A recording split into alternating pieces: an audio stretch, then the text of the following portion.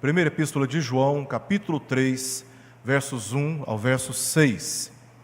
A palavra de Deus diz assim: Vede que grande amor nos tem concedido o Pai, a ponto de sermos chamados filhos de Deus, e de fato somos filhos de Deus. Por essa razão, o mundo não nos conhece, porquanto não o conheceu a Ele mesmo. Amados, agora somos filhos de Deus, e ainda não se manifestou o que haveremos de ser. Sabemos que quando Ele se manifestar, seremos semelhantes a Ele, porque haveremos de vê-lo como Ele é. E a si mesmo se purifica todo o que nele tem esta esperança, assim como Ele é puro. Todo aquele que pratica o pecado também transgride a lei, porque o pecado é a transgressão da lei. Sabeis também que Ele se manifestou para tirar os pecados, e nele não existe pecado. Todo aquele que permanece nele não vive pecando. Todo aquele que vive pecando não o viu, nem o conheceu. Ó Deus, que bom estarmos na Tua casa para Te render louvores, para render também as nossas vidas, pois todos nós aqui carecemos, ó Deus, das Tuas misericórdias, reconhecendo que o Senhor é a única fonte de sabedoria para as nossas decisões, que o Senhor é a única luz capaz de iluminar os nossos caminhos e que o Senhor é o nosso único destino final. Não há outro, ó Deus, destino para as nossas vidas senão de estarmos com o Senhor, porque a Tua graça já nos alcançou. E nós carecemos, ó Deus, nesta jornada muitas vezes marcada por muitos obstáculos, por muitas dúvidas, por muitas tempestades, por muitas lutas internas. Nós carecemos que o Teu Espírito nos conduza, mediante a revelação da Tua palavra. Dá-nos entendimento dela, Senhor, e fortaleça a nossa vida, a nossa fé nela, para perseverarmos no caminho que o Senhor escolheu para nós. Nós Te pedimos essas coisas em nome de Jesus. Amém, Senhor. Queridos irmãos, a pressão por validação e aceitação constante e ainda amplificada pela exposição contínua nas redes sociais e pela cultura do desempenho, nesta experiência que temos, se nós não apresentarmos um desempenho que seja distinto, que seja superior ao da maioria, nós somos, e sabemos disso, somos reprovados, nós somos criticados, somos dispensados, somos desprezados. E nós sofremos nessa cultura, essa pressão por desempenho, além dessa obstinação de obtermos as pessoas a aceitação, a validação. E dentro desse contexto, muitos cristãos estão sendo levados ao estresse, pela insegurança, e também a medir o seu próprio valor a partir daquilo que as pessoas têm a oferecer em termos de opiniões. Então, os crentes sofrem muita insegurança no meio de tantas opiniões divergentes e inconstantes. Os crentes também sofrem uma inconstante percepção a respeito de si mesmos. De uma forma mais acentuada, nós vemos como essa cultura e como o nosso tempo tem produzido essas distorções a respeito de quem nós somos. Lá fora, pessoas que não temem a Deus, que não são sustentadas e guiadas pela palavra de Deus, estão experimentando cada vez mais a experiência de olharem para o espelho e não reconhecerem a sua própria realidade, buscando uma identidade que possa ser aceita, validada por uma cultura, como eu já disse, por uma sociedade, como eu já disse, que não teme ao Senhor e não tem a palavra de Deus como fundamento de autoridade para definir a nossa realidade e conduzir também a nossa vida. Isso, de certa maneira, tem afetado também a experiência de muitos cristãos, quando tomados e afetados por esse tempo, perdem a segurança sobre quem eles são. E João escreve para tratar desse conflito, que é um conflito tão atual, tão antigo quanto atual. O contexto da epístola mostra como a atividade dos falsos pregadores produziu um ambiente de incertezas e de inseguranças sobre o conhecimento de Deus. E uma vez que esse conhecimento de Deus foi afetado, foi prejudicado, a igreja passou a perder a segurança sobre quem ela é e qual é também a sua missão. E no texto anterior ele afirmou que a unção recebida permanece e conduz à verdade e que a prática da justiça evidencia o novo nascimento. Agora ele aprofunda esse ensino ao mostrar que ser chamado filho de Deus, algo que ele faz afirmação que 2 vezes, no primeiro verso e também no segundo verso, por 2 vezes João faz por necessidade do contexto que a igreja estava vivendo, de insegurança quanto à sua própria identidade. João afirma 2 vezes, somos filhos de Deus. E aqui João, então, está demonstrando de um modo mais profundo que ser chamado filho de Deus não é um jargão religioso, é uma realidade que redefine a nossa esperança e também a conduta nesse presente. Essa não é uma afirmação vaga, pronunciada, anunciada, afirmada, apenas para convencer alguém ou apenas para sermos aceitos dentro de uma comunidade religiosa. A partir do capítulo 2, João afirma que o verdadeiro conhecimento de Deus se manifesta na obediência à sua palavra. Ele fala isso nos versos 3 até o verso 6 do capítulo 2. Em seguida, ele mostra que há uma incompatibilidade entre amar a Deus e fazer a vontade de Deus. Amar o mundo e fazer a vontade de Deus. Não há como conciliar esses 2 universos. Ele vai dizer isso aí no texto dos versos 15 até o verso 17. Não é possível amar o mundo e ao mesmo tempo desejar um relacionamento genuíno com Deus. E ele alerta, nesse sentido, a igreja a ser vigilante contra os falsos pregadores. E aqui, a preocupação de João, nos versos 18, verso 19, basicamente, é de preparar a igreja contra aqueles que pregam a palavra de Deus, fazem uso da palavra de Deus, mas que relativizam condutas morais para que a igreja se sinta segura na prática do pecado a afirmar que ela está em comunhão com Deus. É uma falsa segurança. E isso é muito evidente no contexto, não aqui imediato, mas um pouco mais atrás, no capítulo 1, verso 6, quando João diz: se dissermos que mantemos comunhão com Ele e andarmos nas trevas, mentimos e não praticamos a verdade. Falsas pregações nos nossos dias produzem essa mesma falsa segurança, em que muitos acreditam ser possível amar o mundo e ainda assim dizer: nós somos todos filhos de Deus, somos todos a igreja do Senhor, e nós temos que eliminar qualquer insinuação preconceituosa e discriminatória no nosso meio, nos permitindo viver como nós queremos viver. Quando a palavra de Deus, ela é muito objetiva ao afirmar que se somos filhos de Deus, então nós temos que viver em coerência com esta afirmação de fé, como eu já disse, que não é apenas um jargão religioso. Então, diante disso, João reafirma: o verdadeiro crente deve permanecer na verdade recebida e conclui que todo aquele que pratica justiça é nascido dele, é o que ele diz aqui no verso 29. Se sabeis que ele é justo, reconheceis também que todo aquele que pratica justiça é nascido dele. Para João, não é possível conciliar uma afirmação de fé e uma prática que lhe é contrária. Então, a todos aqueles que praticam a justiça, na prática da justiça, encontramos a evidência de que esses são nascidos de Deus. E aqui, a partir desse ponto, João esclarece a origem dessa identidade. Todo aquele que pratica a justiça é nascido de Deus, e agora João se preocupa em afirmar de uma forma mais profunda a origem dessa identidade, mostrando que somos feitos filhos de Deus pelo seu amor e que esse entendimento deve nos guiar. O primeiro argumento de João está no primeiro verso do capítulo 3, onde ele diz: vede que grande amor nos tem concedido o Pai, a ponto de sermos chamados filhos de Deus, e de fato somos filhos de Deus. Por essa razão o mundo não nos conhece, porquanto não o conheceu a Ele mesmo. João chama a atenção para a origem da identidade cristã. Ela não é construída, mas concedida soberanamente pela vontade de Deus. Nós não nos tornamos filhos de Deus pelo nosso esforço, pelo nosso mérito.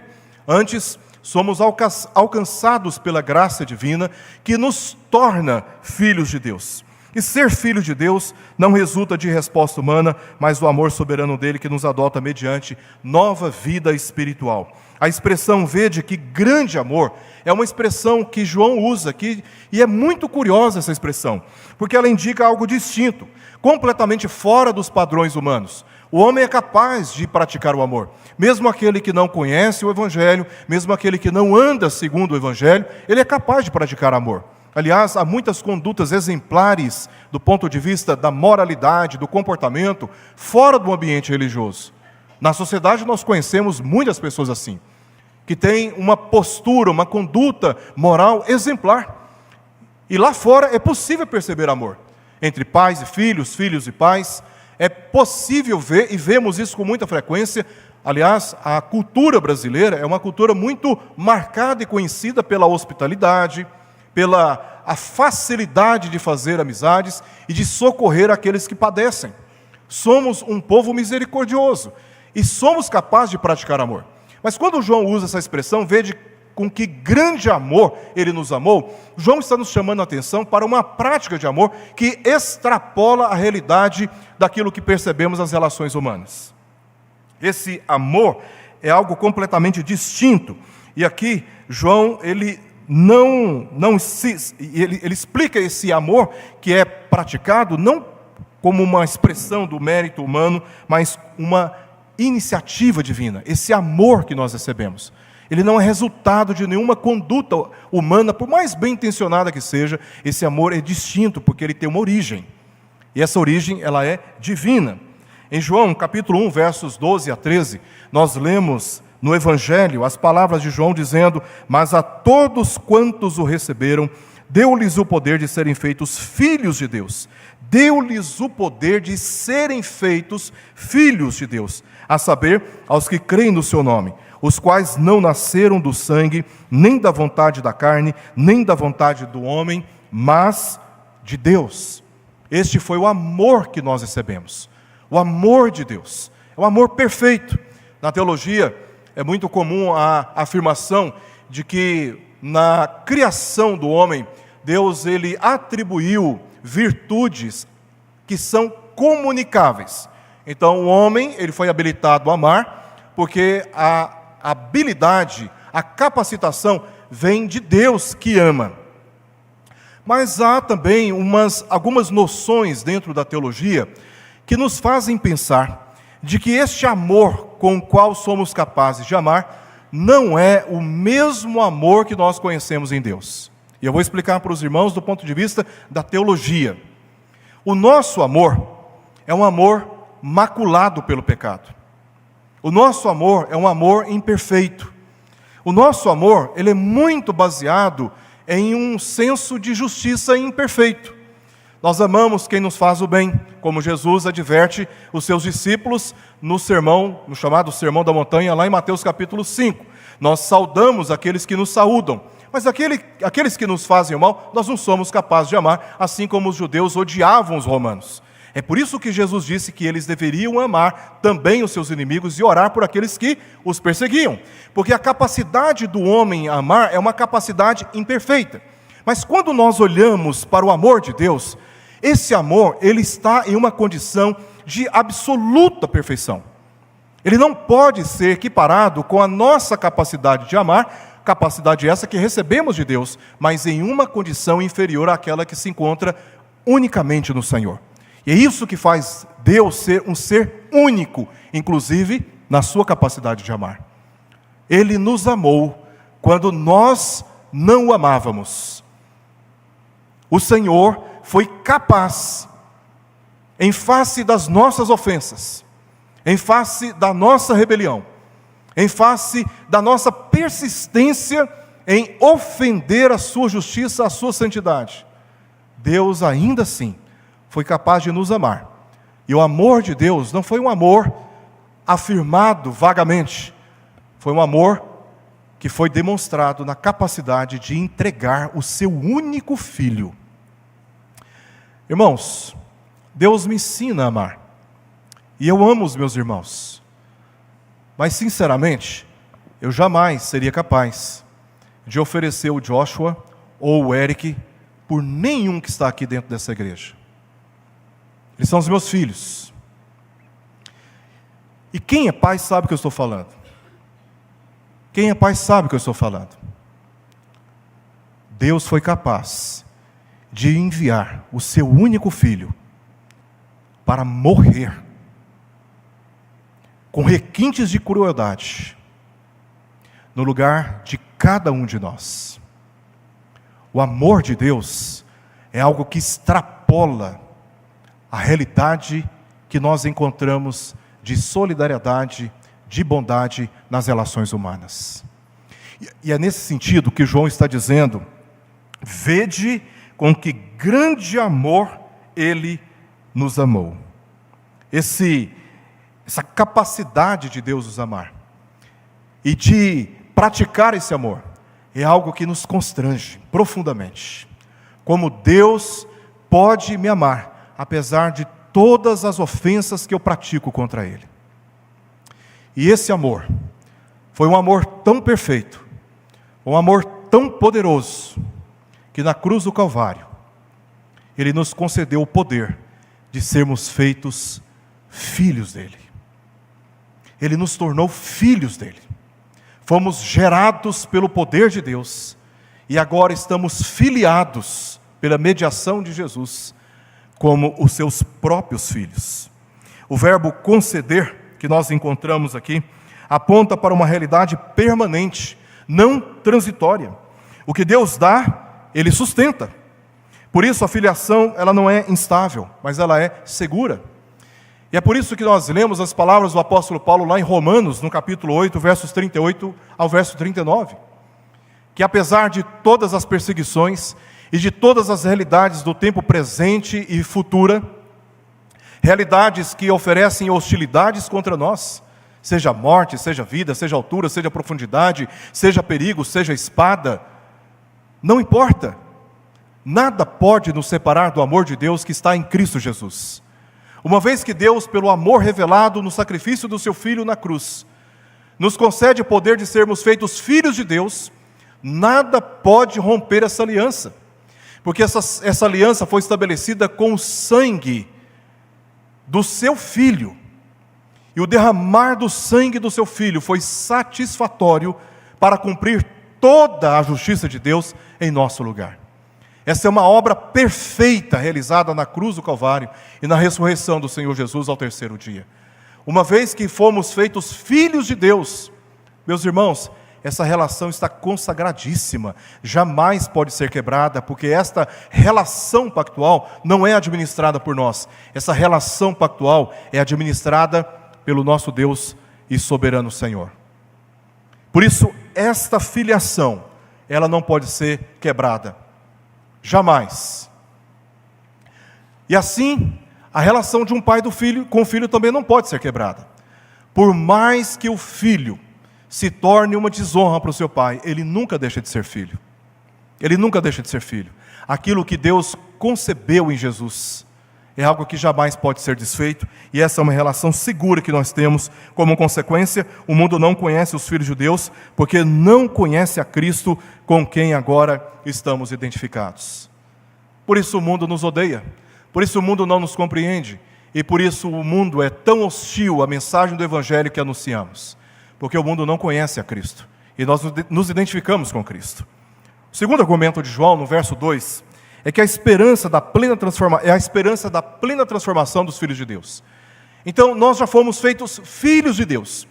Mas o verso 2 nos dá a esperança de que estamos em um processo fim do qual nós seremos perfeitos como Cristo também é perfeito na sua integridade física e na sua relação com o próprio Deus. O verso 2 ele diz: amados, agora somos filhos de Deus, e ainda não se manifestou o que haveremos de ser.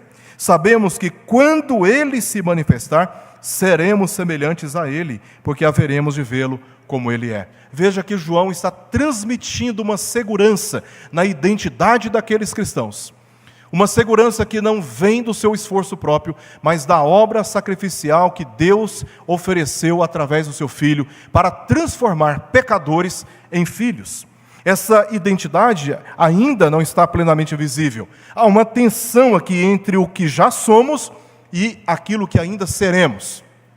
A obra que Deus começou em nós, Ele há de completar. Na primeira vinda do Senhor Jesus, Ele, de modo satisfatório, Ele garantiu a nossa redenção espiritual.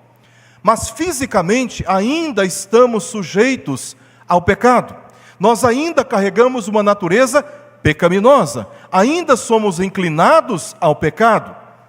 Espiritualmente já temos a garantia da nossa redenção, mas na segunda vinda de Cristo, quando Ele for revelado gloriosamente, então o nosso corpo será transformado, e o pecado que reside na nossa natureza já não estará presente mais. Então, se na primeira vinda de Cristo fomos espiritualmente redimidos, na segunda vinda de Cristo seremos fisicamente redimidos, e assim a obra que Ele começou haverá de ser concluída. E naquele dia, então, nunca mais encontraremos motivos para chorarmos pela dor, pelo luto, que é consequência imediata do próprio pecado que ainda habita em nós. Por isso, João traz aqui, uma vez, a afirmação de que somos filhos de Deus, para transmitir essa segurança doutrinária aos crentes, a fim de não cederem às tentações dos falsos pregadores. João complementa essa mensagem, trazendo essa esperança a todos aqueles que creem, que Deus ainda está fazendo uma obra em nós. No princípio, fomos feitos à imagem de Deus, conforme a sua semelhança. Mas o pecado corrompeu este estado e comprometeu essencialmente a nossa comunhão. Contudo, quando Cristo se manifestar, a nossa redenção, ela se tornará completa pela transformação sobrenatural do nosso corpo, e aí por isso João diz, e seremos semelhantes a Ele. Um corpo glorificado.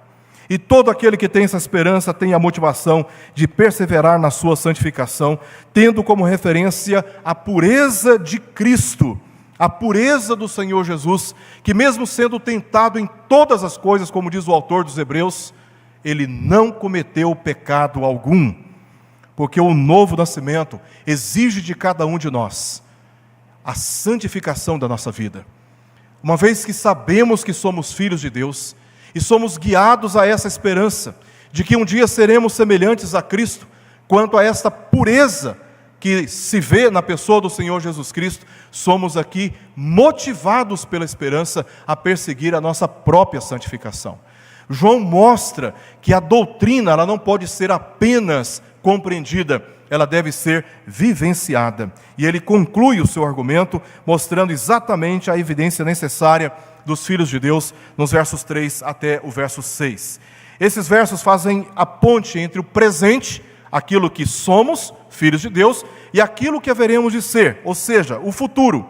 A esperança futura não produz passividade, ela exige coerência. Quem aguarda ser semelhante a Cristo, começa agora a viver em conformidade com Ele. Portanto, a santificação não é um complemento opcional, é a evidência de que essa esperança é real para todos nós. Saber que o Senhor Jesus está vindo e que esse tempo está se esgotando, deve motivar a todos os crentes verdadeiros a perseguir a sua própria santificação, a lutar contra o seu próprio pecado, a sua própria natureza pecaminosa, e buscar, segundo a palavra de Deus, ser cada vez mais obediente às instruções que o Senhor tem para cada um de nós. E dessa forma, João alinha os seus argumentos de modo lógico e teologicamente coerente. Deus nos faz filhos, verso 1, nos transformará plenamente, verso 2, portanto, devemos viver hoje como filhos de Deus. E ele responde aqui a pergunta de como devemos viver como filhos de Deus nos versos seguintes. Então, no verso 3, João responde que é a pureza como resposta à esperança futura. Ele diz no verso 3, e a si mesmo se purifica todo o que nele tem essa esperança, assim como ele é puro. João responde como nós devemos viver à luz dessa verdade de que somos filhos de Deus e que estamos sendo conduzidos pelo Espírito para sermos transformados e sermos semelhantes ao Filho de Deus. Essa esperança não é resultado de especulação, mas de uma firme confiança na palavra de Deus que nos garante o que está para acontecer. quando essa esperança se torna real, não apenas como entendemos, mas como essa esperança, ela se torna real e concreta para nós, então temos nela essa confiança de comprometer as nossas condutas de uma maneira mais excelente, a fim de mortificar a nossa carne e glorificar a Deus pelo modo como nós vivemos de acordo com a sua palavra. Como filhos de Deus, nós temos interesse de obedecê-lo como nosso Pai e de sermos semelhantes ao seu Filho, assim como ele é puro, porque a vida eterna é trilhada pela qualidade da retidão e não pelo tempo. É para esse fim que nós estamos caminhando. O apóstolo Paulo, em Tito, capítulo 2, versos 11 ao verso 14, ele diz: porquanto a graça de Deus se manifestou salvadora a todos os homens, educando-nos para que, renegadas a impiedade e as paixões mundanas, vivamos no presente século sensata, justa e piedosamente, aguardando a bendita esperança e a manifestação da glória do nosso grande Deus e Salvador Cristo Jesus, o qual a si mesmo se deu por nós, a fim de remir-nos de toda iniquidade e purificar para si mesmo um povo exclusivamente seu, zeloso de boas obras. A teologia nos ensina de que a esperança deve ser uma motivação para buscarmos viver mais puramente, assim como o Senhor Jesus é puro. Mas a segunda razão que João nos traz aqui, como modo de vida, à luz da esperança que nos aguarda, está no verso 4. É a natureza do pecado como transgressão da lei. E isso deve ser motivação para nós, entender a natureza do pecado. Verso 4 ele diz: todo aquele que pratica o pecado também transgride a lei, porque o pecado é a transgressão da lei. Por que nós devemos buscar a pureza da nossa vida, tendo Jesus como modelo de pureza, como referencial de pureza? Porque o pecado é a transgressão da lei de Deus. Esse é o argumento de João aqui no verso 4. A lei do homem muitas vezes torna o pecado em condutas morais aprovadas na sociedade, mas nenhuma é capaz de mudar a natureza pecaminosa que possuem diante de Deus. Isso é claro nos nossos dias. O pecado é sempre pecado. Ainda que mudemos o seu conceito, ele é a transgressão da lei de Deus. Nós estamos transgredindo a lei de Deus todas as vezes que nós pecamos. A lei aqui não é a lei do homem, que é aplicada de acordo com as conveniências das paixões políticas de alguns magistrados. Esta é a lei perfeita de Deus, como diz o Salmo 19, verso 7. Essa é a lei perfeita de Deus, que não pode ser relativizada, que não pode ser manipulada segundo as paixões dos homens. Por essa razão, todo aquele que pratica o pecado, invariavelmente, transgride a lei de Deus, ainda que a legislação brasileira aprove e defenda os que querem continuar nessa transgressão. A palavra de Deus é clara ao afirmar que determinadas condutas são pecaminosas. Elas são uma transgressão da lei de Deus. A legislação brasileira pode afirmar o contrário, mas ainda na presença de Deus continuam sendo transgressões. E aí João apresenta para nós, no fim, nos versos 5 e 6, o fundamento e a evidência da santificação, à luz do que ele disse aqui antes.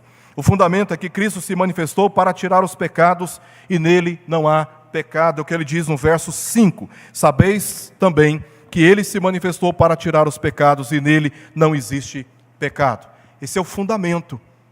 É o fundamento daquilo que ele diz no verso 3. O fundamento dessa doutrina. O Senhor Jesus, ele se manifestou. Assim como João Batista afirmou, quando viu Jesus vindo para ser batizado no Rio Jordão: eis o Cordeiro de Deus que tira o pecado do mundo. Essa foi a afirmação feita quando Jesus nasceu, que o seu nome deveria ser Jesus, porque ele veio para libertar o seu povo dos pecados deles. Jesus veio para remover, com o seu sacrifício expiatório naquela cruz, a culpa que pesava sobre nós, para nos justificar de todo o pecado. Jesus veio para cumprir esta missão. Este é o fundamento que nós temos para buscarmos a purificação, a santificação das nossas vidas, motivados por aquilo que nos aguarda, quando seremos semelhantes ao próprio Filho de Deus, sem pecado algum, porque nele não se encontrou nenhum pecado.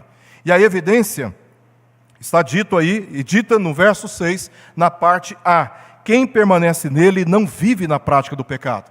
Conforme observado no verso 29 do capítulo 2, João disse: se sabeis que ele é justo, reconhecei também que todo aquele que pratica a justiça é nascido dele.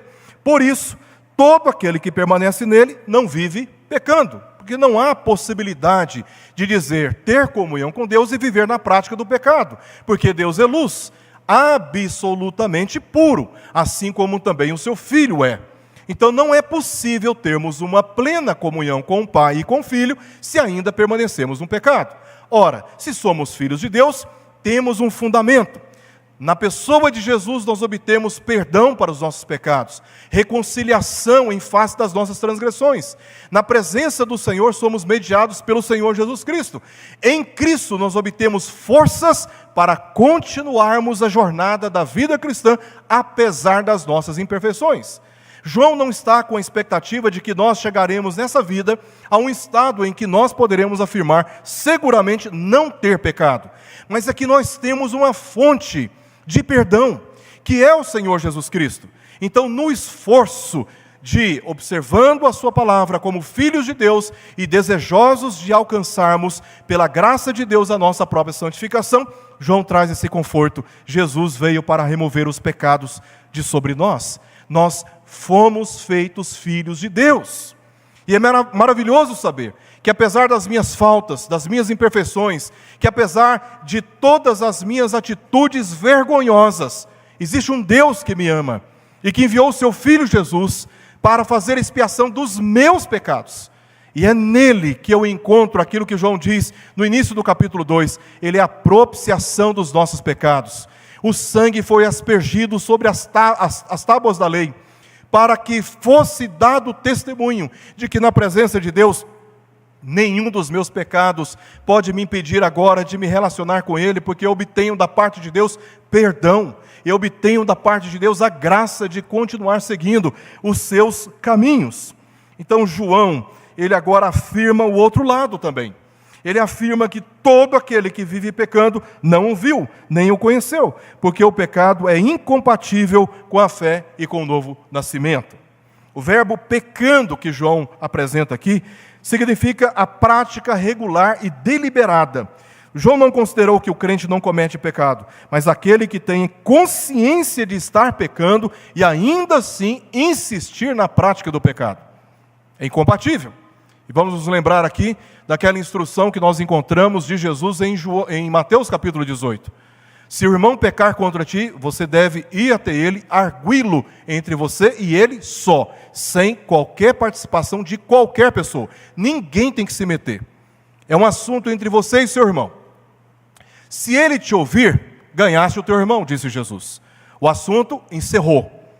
Não tem que levar adiante, não tem que proliferar o assunto, não tem que contaminar outros com as suas paixões. O assunto está encerrado.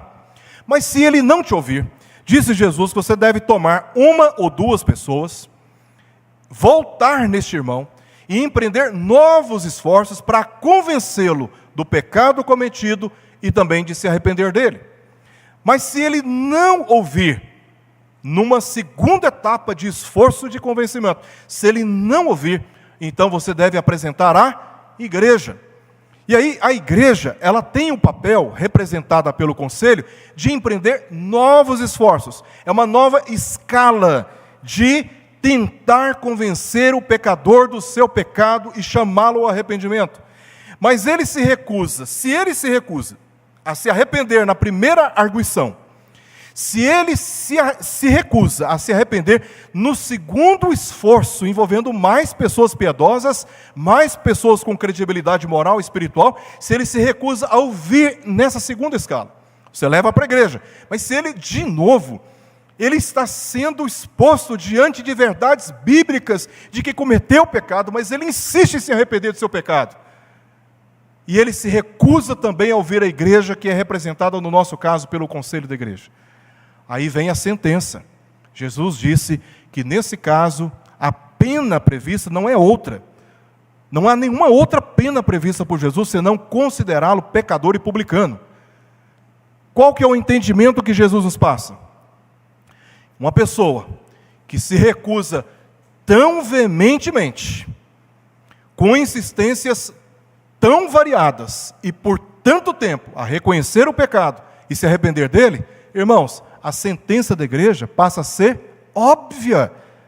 Este não tem o Espírito de Deus e não faz parte do corpo de Cristo e deve ser considerado publicamente para não macular o testemunho de pureza da igreja. Para que ele lá fora não diga ser membro da igreja presbiteriana de Vila Formosa com um comportamento que desonra não apenas a Deus, mas também a igreja do Senhor Jesus na terra.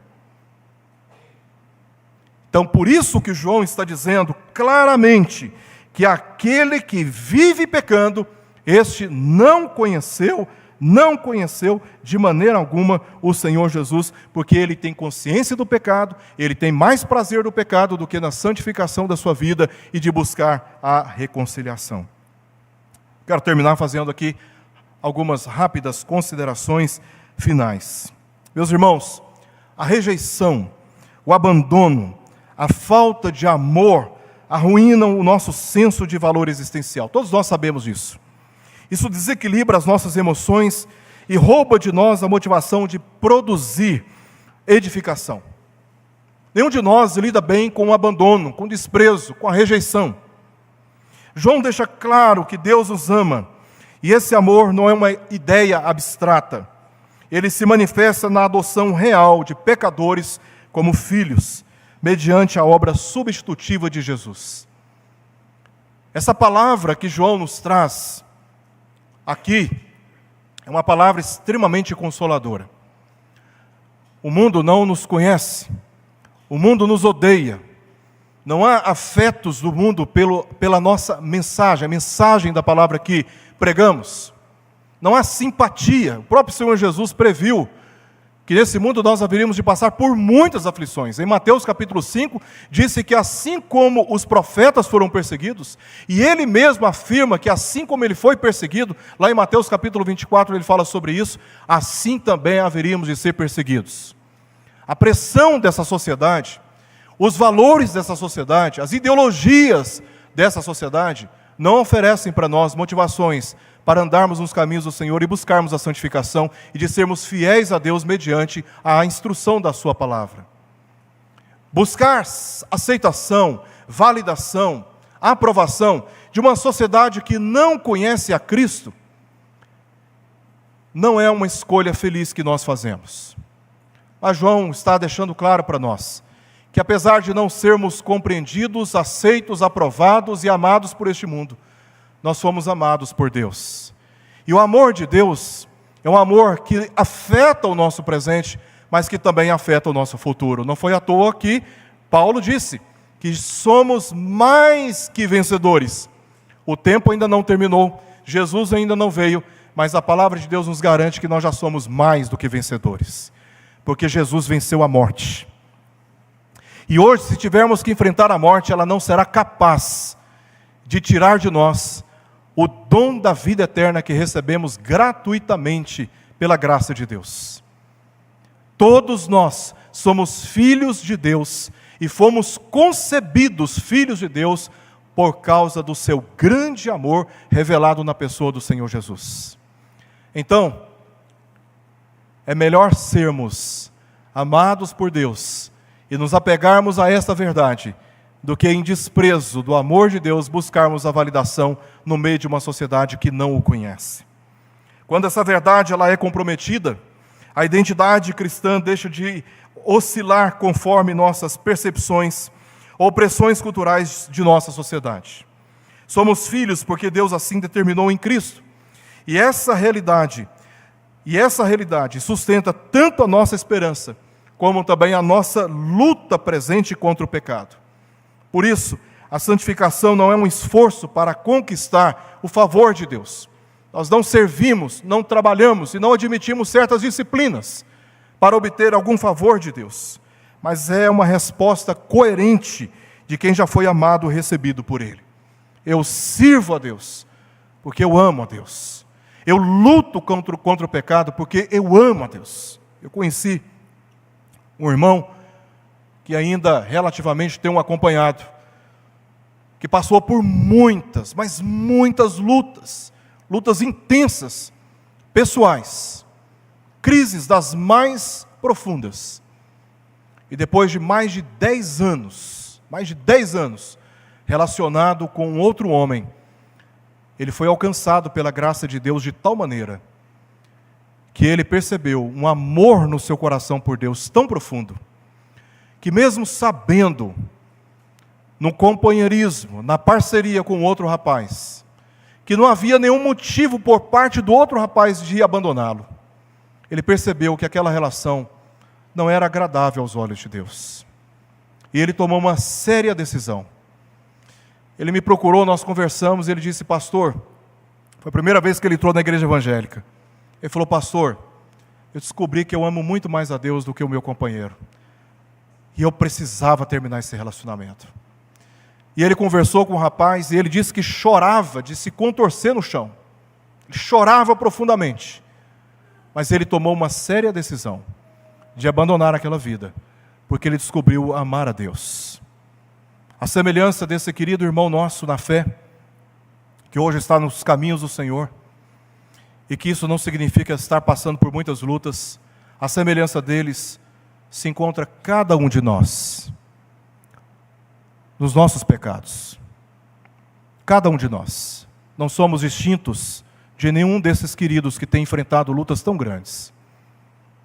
Mas o nosso intuito, a nossa obstinação hoje como cristãos, de buscar a santificação, é porque nós fomos alcançados por um amor tão sublime, tão grandioso, que é impossível vivermos em paz conosco mesmo, na prática do pecado, uma vez que nós conhecemos esse amor. E porque somos filhos de Deus, feitos segundo o poder da graça revelada na pessoa de Jesus. Hoje, meus irmãos, nós precisamos claramente lutar contra essa natureza, lutar contra os nossos pecados, mudar o nosso procedimento e transformar uma esperança que nos chegou pela palavra em algo absolutamente concreto no nosso próprio testemunho. Estamos caminhando para a vida eterna. Como eu já disse, esse é um trilho que não é qualificado pelo tempo, mas pela integridade. No reino de Deus, todos nós estaremos lá segundo a dignidade do Filho. Assim, o grande amor de Deus por nós não apenas nos consola, mas também nos transforma.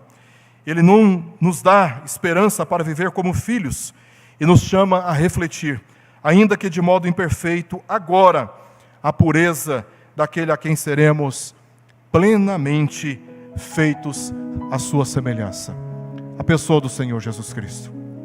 Por isso, a motivação de todos nós, crentes em Cristo Jesus, é de crescermos em fé e de buscarmos a nossa santificação, o glorificando em todas as nossas palavras e atos. E quando nós pecarmos, temos um advogado, o justo, que está diante do Pai, o qual intercede por nós. E é nele que nós encontramos perdão para os nossos pecados, forças para nos levantar e continuar essa jornada da vida cristã, até que sejamos semelhantes a Ele.